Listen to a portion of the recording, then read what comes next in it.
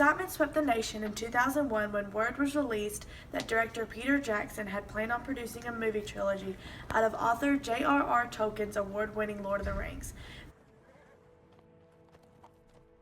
The Hobbit trilogy was released in the span of 2012 to 2014. However, after the release of the Hobbit movies, fans and author J.R.R. Tolkien's family was highly disappointed in the overall aspect of the movie's sense of reality. In The Lord of the Rings, fans say the setting, Middle-earth, is very much believable and they can see how real the place is, making it the definition of a fantasy movie.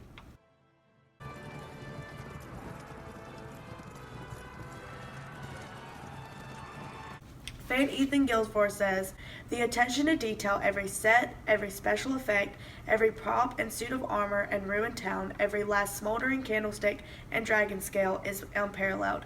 Middle-earth feels real." You don't have any friends.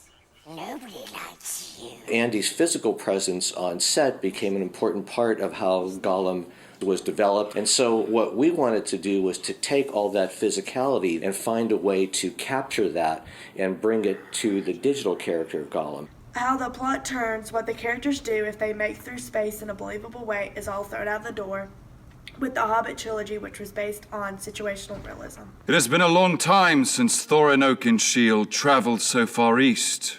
A green screen is a green screen that sits behind actors and replaces the background in any movie to anything that you want it to be.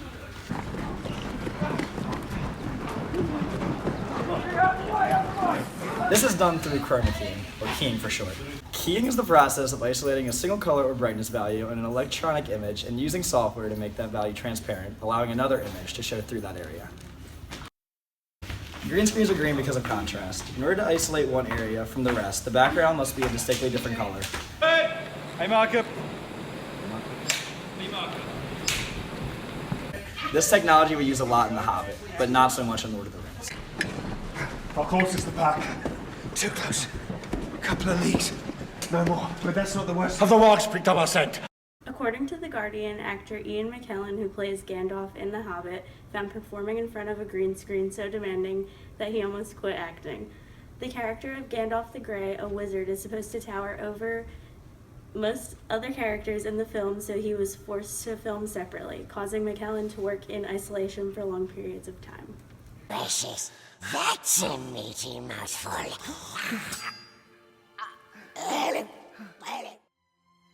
There are varying opinions on whether CGI technology and green screens are helping the film industry move forward or holding it back. In The Hobbit, directors didn't have to make up an entire set or get creative. They were able to just use green screens to create the set.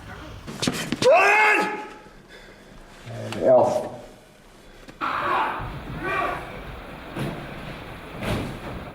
Some people in the industry are claiming that special effects like green screens and CGI are making directors in the business more lazy. 10 years later, when we had to bring Gollum back for The Hobbit, we had in the meantime experience working with lots of other characters. So we were able to develop now proper muscle systems, proper skeletal systems, proper facial expressions, a lot of research into the look of how light is transported in the eyes and the skin and the hair. Hobbit cost 3 times more than The Lord of the Rings, coming in at $745 million. A lot of this was due to green screen technology used in the film.